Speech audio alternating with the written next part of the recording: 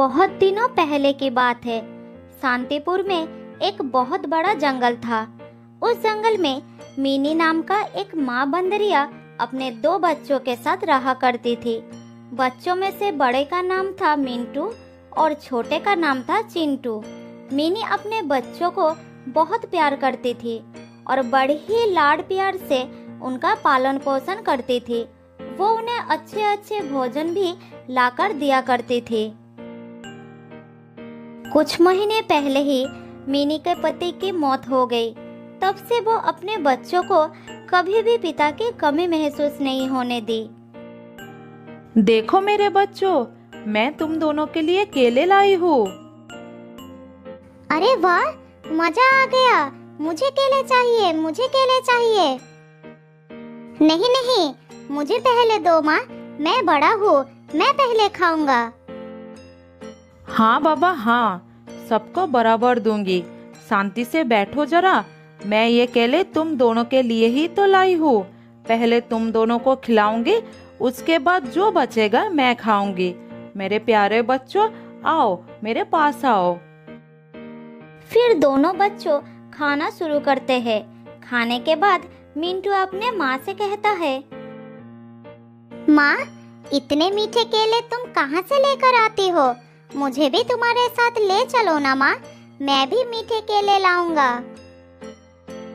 मेरे प्यारे बच्चों, तुम लोग जब बड़े होकर पेड़ पर छलांग लगाने के काबिल हो जाओगे, तब मैं तुम दोनों को सारे ठिकाने दिखा दूंगी। अब तुम दोनों बहुत छोटे हो, घर में ही रहा करो, बाहर बहुत खतरा है। अच्छा माँ, ठीक है, तुम जैसा कहोगे हम वही मानकर चलेंगे माँ। मैं तो बिल्कुल बाहर नहीं जाऊंगा माँ, बाहर बहुत खतरा है। तुम मुझे खाना लेकर दोगे और मैं बैठे बैठे खाऊंगा। लेकिन मेरे बच्चे, मैं तो हमेशा जीवित नहीं रहूंगी। मेरी भी तो उम्र हो रही है। बड़े होने के साथ साथ तुम दोनों को जंगल के सब कुछ सीख लेना होगा, नहीं तो मैं जब नहीं रहूंगी तब मुसीबत में पड़ जाओगे। नहीं माँ, तुम्हें कुछ नहीं होगा।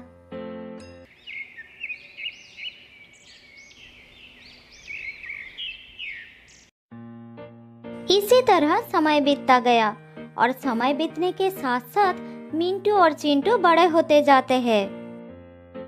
मेरे प्यारे बच्चों, तुम दोनों अब बड़े हो गए हो, इसीलिए मैं चाहती हूँ कि तुम दोनों मेरे साथ चलकर भोजन की तलाश करना सीखो। जंगल के नियम के बारे में जानो, जिससे तुम लोग खुद से अपना भोजन ढूंढकर अपना पेट भर सको। हाँ हाँ माँ, मैं तो कब से जाने के लिए तैयार हूँ। मुझे अभी ले चलो माँ। मैं इस घर के बाहर कभी नहीं गया हूँ। मुझे जंगल देखने का बहुत मन कर रहा है माँ। नहीं माँ, मैं नहीं जाऊंगा। मेरी तबीयत ठीक नहीं लग रही है, तुम दोनों जाओ। अच्छा अच्छा ठीक है, कोई बात नहीं, मैं तुम्हारे लिए भोजन लाऊंगी। फिर माँ बेटे भोजन लाने के लिए जंगल की तरफ चले जाते हैं और चिंटू घर में बैठकर आराम करने लगते हैं। इसी तरह कुछ और दिन बीत जाता है।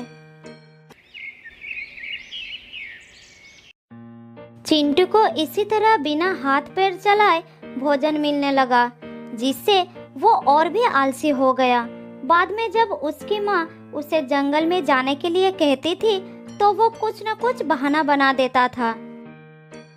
बेटा चिंटू, क्या आज तुम मेरे साथ चलोगे? ऐसे बैठे रहने से कुछ नहीं होगा। तुम्हें भी तो खाना ढूंढना सीखना होगा। नहीं माँ, मेरे पैरों में बहुत दर्द हो रहा है और फिर जंगल से भोजन लेकर आना, इसमें कौन सी बड़ी बात है? तुम मुझे फालतू में परेशान कर रही हो। अच्छा ठीक है, तुम आराम करो, मैं खाना लेकर आती हूँ।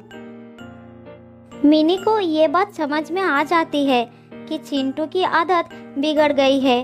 वो आलसी हो गया है। अगर वो अभी भी नहीं सुधरा तो उसे एक दिन बहुत बुरे वक्त का सामना करना पड़ सकता है। इसी तरह मिनी उसके भविष्य को लेकर चिंतित हो जाती है। लेकिन चिंटू को लगता था कि उसकी माँ उसे अपने साथ ले जाकर बस परेशान करना चाहती है। खाना ढूंढना तो वो सीख ही लेगा, लेकिन अभी नहीं। इसी बीच एक दिन मिनी की मौत हो जाती है। दोनों भाई माँ के पास खड़ा होकर बहुत रोने लगते हैं।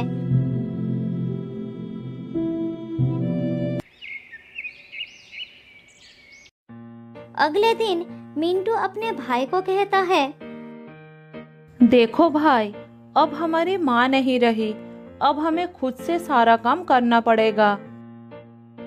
अरे तुम तो मेरे भाई हो ना, तुम्हारे रहते मुझे किस बात की चिंता है। हाँ, तुम्हारी बात बिल्कुल ठीक है, लेकिन हमें अपना जीवन जीने के लिए अपने पैरों पर खड़ा होना बहुत जरूरी है। मैं कब तक तुम्हारा साथ दूंगा। अरे भैया, ज्यादा ज्ञान मत दो। जंगल से मेरे खाने के लिए कुछ भोजन लाते हो तो तुम इसीलिए अपने आप को बड़ा महान समझने लगे हो। मिंटू को अपने भाई की बात सुनकर बहुत दुख होता है, लेकिन वो उसका साथ नहीं छोड़ पाता, उसके साथ ही रहने लगता है। इधर चिंटू अपने भाई के बातों को अनसुना कर उसी पर आश्रित होकर मजे करने लगता है।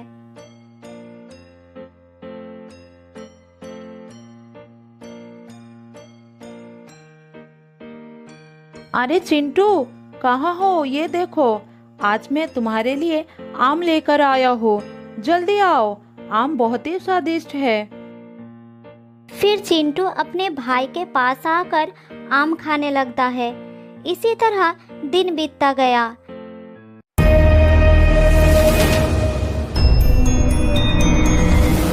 एक दिन उस जंगल में एक बदमाश शेर आता है। जो भी प्राणी उसके सामने आता है उसे वो शिकार कर लेता है। सभी प्राणी डर के मारे अपने अपने घर में छुप जाते हैं। भाई चिंटू, जंगल में एक खतरनाक शेर आ गया है, तुम उससे बचकर रहना। जब तक मैं खाना लेकर नहीं आ जाता तब तक तुम सावधान रहना। ठीक है, तुम मेरी चिंता मत करो। मिंटू पेड़ से उतरकर भोजन के तलाश में निकल जाता है। तभी वो शेर उसका पीछा करता है। मिंटू शेर को देखकर दौड़ने लगता है। फिर किसी तरह एक पेड़ पर चढ़ जाता है और अपना प्राण बचा लेता है। लेकिन वो शेर उस पेड़ के नीचे बैठकर मिंटू के उतरने का इंतजार करने लगता है। ये शेर तो मेरे पीछे ही पड़ गया, अब मैं अपने घर कैसे जाऊंगा? इसी तरह रात हो जाती है, लेकिन शेर वहां से नहीं हटता, जिस कारण मिंटू अपने घर नहीं जा पाता। उधर चिंटू अपने भाई के घर ना लौटने के कारण भूखा ही रह जाता है, लेकिन वो भोजन के लिए कोई भी कोशिश नहीं करता। पता नहीं मेरे भाई को क्या हो गया। कहीं ऐसा तो नहीं वो जानबूझकर आज वापस नहीं आया? मैं सुबह से भूखा हूँ, अब मैं क्या करूँ? बहुत भूख लगी है।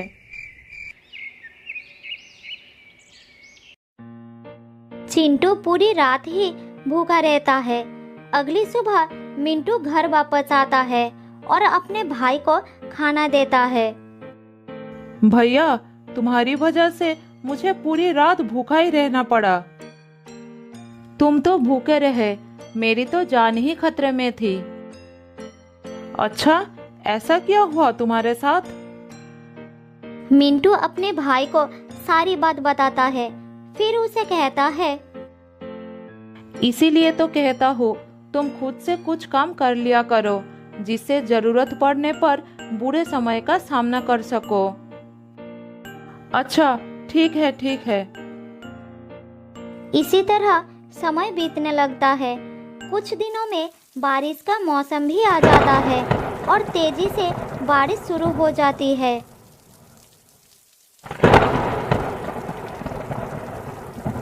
भैया, बहुत भूख लगी है, कुछ खाना ला कर दो ना, रहा नहीं जा रहा है। मैं क्या कर सकता हूँ, बारिश थमने के नाम ही नहीं ले रही। क्या हम बारिश में खाना लाने के लिए जा नहीं सकते हैं?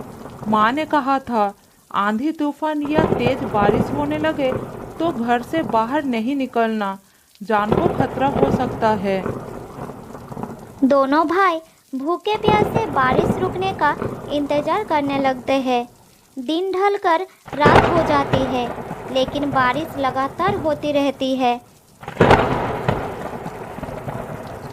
सुबह होने पर वो देखते हैं कि जंगल में बाढ़ आ गया है और ऊपर से बारिश भी नहीं रुकी थी।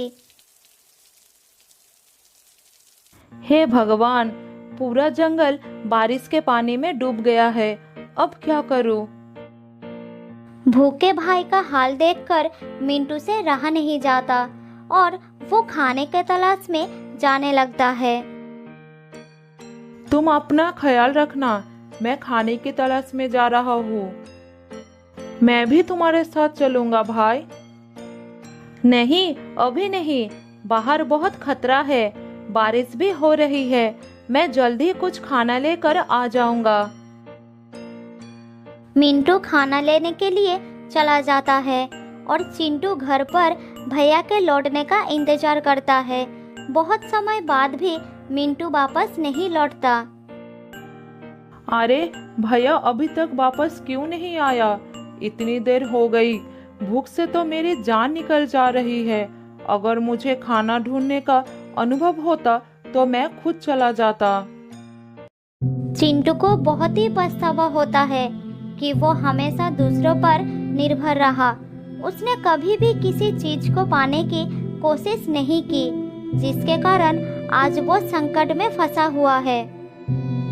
कुछ दिनों से लगातार भूखे प्यासे रहने से चिंटू की हालत बहुत खराब हो जाता है।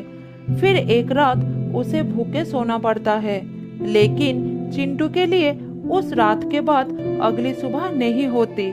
वो हमेशा के लिए सो जाता है। तो दोस्तों, इस कहानी से हमें ये सीखने को मिलता है कि हमें कभी भी दूसरों पर आश्रित नहीं रहना चाहिए। बहुत साल पहले की बात है। एक जंगल में रहती थी एक लोमड़ी। वो बहुत झूठ बोलती थी। उसे इधर की बातें उधर लगाने का बड़ी शौक थी।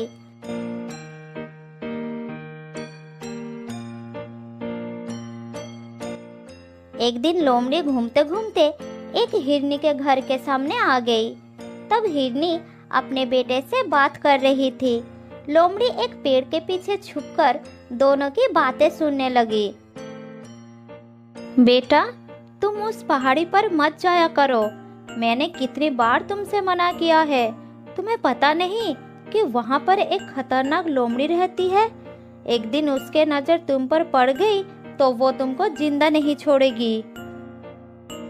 माँ, अगर ऐसा है तो आज मैं अपने पापा को वहाँ पर ले जाऊंगा। वो उसको मार देंगे और मैं रोजाना वहाँ पर जा सकूंगा। बेटा, वो लोमड़ी बहुत ही खतरनाक है। तुम्हारे पापा का उससे सामना हो चुका है। उसने उन्हें भी खूब मारा था। फिर तेरे पापा ने उसे माफी मांगे थे, तब जाकर उसने उसकी जान बख्श दी थी। क्या वो इतनी खतरनाक है? तो ठीक है माँ, मैं आज के बाद कभी पहाड़ी पर नहीं जाऊंगा। अपने बच्चे की बात सुनकर हिरनी खुश हो गई। इधर पेड़ के पीछे से लोमड़ी ने सारी बातें सुन ली। उसने सोचा कि ये बात सबको पता चलना चाहिए। फिर वो वहां से चली गई।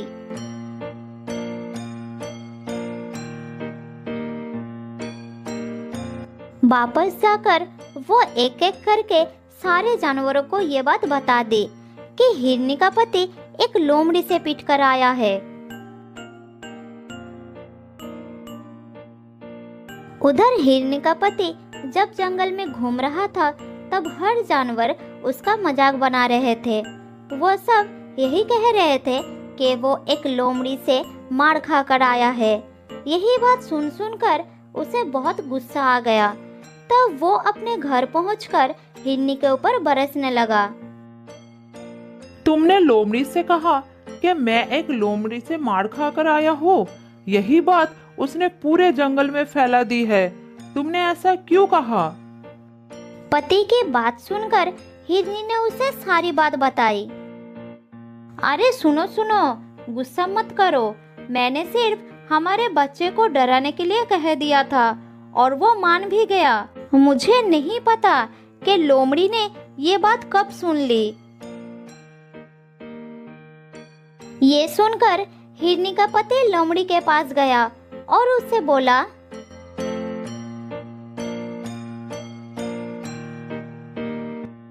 मेरी बीवी ने ये बात केवल मेरे बच्चे को डराने के लिए कही थी और तुमने इस झूठ को पूरे जंगल में फैला दिया। तुमने ऐसा क्यों किया? अब जाओ और जाकर सबको सच्चाई बताओ कि मैं किसी लोमड़ी से मार खाकर नहीं आया हूँ। उसका गुस्सा देखकर लोमड़ी डर गई। उसने फिर सबके पास जाकर ये बात फैला दी कि ये सिर्फ एक झूठ था। फिर वो थका हारा हिरनी के पति के पास पहुंची। तब उसने उसे माफ कर दिया और लोमड़ी अपना घर लौट गई।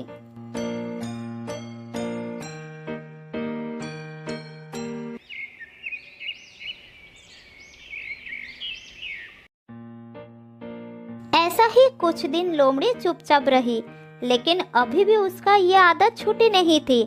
फिर से वो जंगल में घूमने लगी।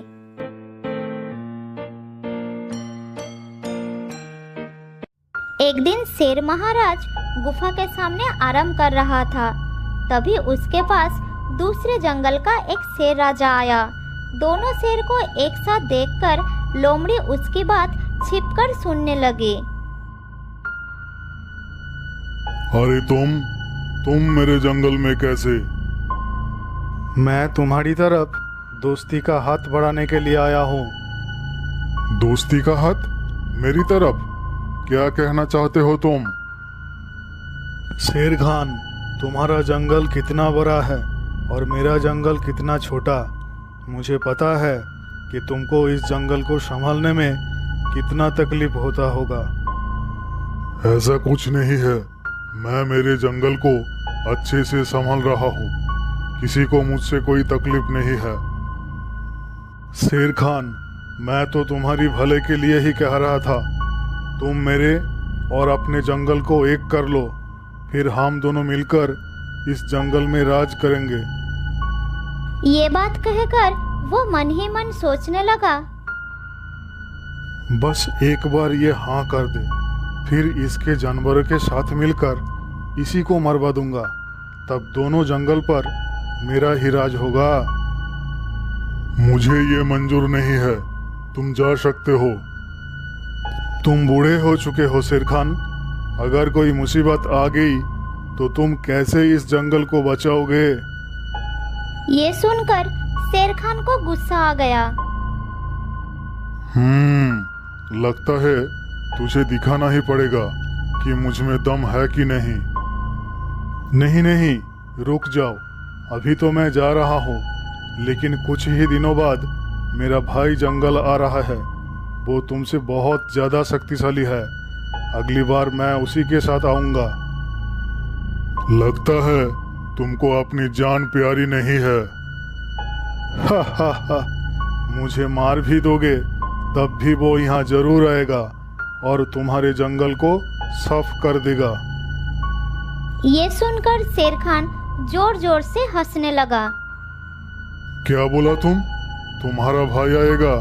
तो सुनो, मेरा भी एक भाई है जो पास के जंगल में राज करता है।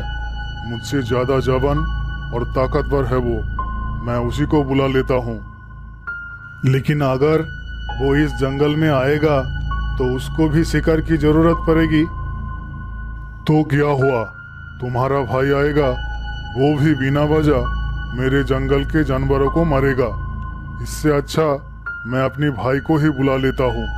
वो रोजाना 3 जानवर को शिकार करता है। यहाँ भी ऐसा करेगा। अब मैं तुमको मार देता हूँ। जब तक तुम्हारा भाई आएगा उससे पहले मेरा भाई यहाँ आ चुका होगा। अरे नहीं शेर खान, मैं तो बस ऐसे ही तुमको डराने के लिए कह रहा था। मेरा कोई भाई नहीं है, मैं जा रहा हूँ।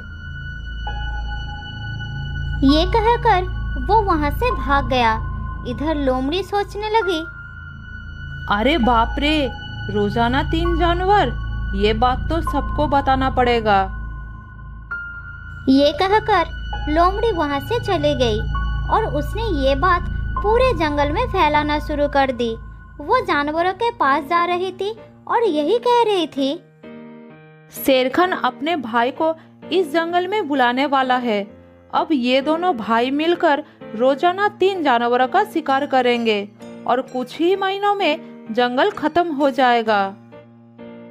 ये सुनकर जानवरों के दिल में डर पैदा हो गया।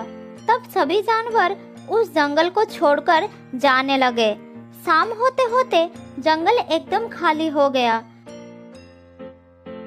शाम को जब शेरखान घूमने निकला तब उसे कोई भी जानवर नजर नहीं आया।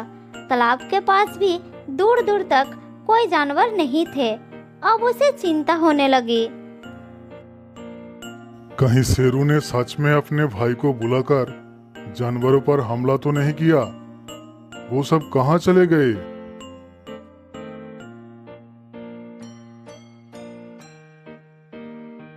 थोड़ी दूर जाने के बाद शेरखान को बहुत सारा पैरों के निशान नजर आया जो जंगल के बाहर के तरफ जा रहा था।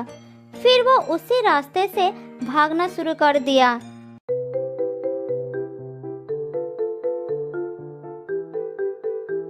थोड़ी दूर जाने के बाद उसे सभी जानवर जंगल से बाहर जाते नजर आए। शेरखान सबके सामने जाकर खड़ा हो गए। क्या हो गया तुम सबको? कहाँ जा रहे हो जंगल को छोड़कर? थोड़ी देर तो कोई कुछ नहीं बोला। फिर हाथी ने हिम्मत करके कहा, वहाँ रुककर मौत का इंतजार करने से अच्छा है कि हम यहाँ से चले जाए। मौत का इंतजार? तुम लोग क्या कहना चाहते हो? हमें पता चल चुका है कि तुम अपने भाई को भी इस जंगल में बुलाने वाले हो, जो कि रोजाना 3 जानवरों को खाकर अपनी भूख मिटाता है। जब वो यहाँ पर आएगा तो हम में से ही रोजाना 3 जानवर कम होंगे, तो यहाँ कौन रुकना चाहेगा? तुम लोगों को ये किसने कहा? ऐसा कुछ नहीं होने वाला है। हमें ये सब लोमड़ी ने बताई थी। ये सुनकर शेरखान को बहुत गुस्सा आया और वो गरज कर बोला, लोमड़ी, कहाँ हो तुम? मेरे सामने आओ। ये सुनकर लोमड़ी डर गई। वो जानवरों के पीछे छुपी हुई थी। फिर वो धीरे धीरे सामने आई। तुमने ये झूठ क्यों फैलाई? जल्द ही बताओ, इसके पीछे क्या कारण था? महाराज, मैंने आपको कहते हुए सुनी थी। आप शुरू से कह रहे थे कि आप अपने भाई को बुलाने वाले हैं और फिर रोजाना 3 जानवरों का शिकार किया करोगे। मूर्ख, तुमने ये नहीं सुना शेरू क्या कह रहा था? वो अपनी भाई को बुलाकर इस जंगल पर हमला करने के लिए कह रहा था।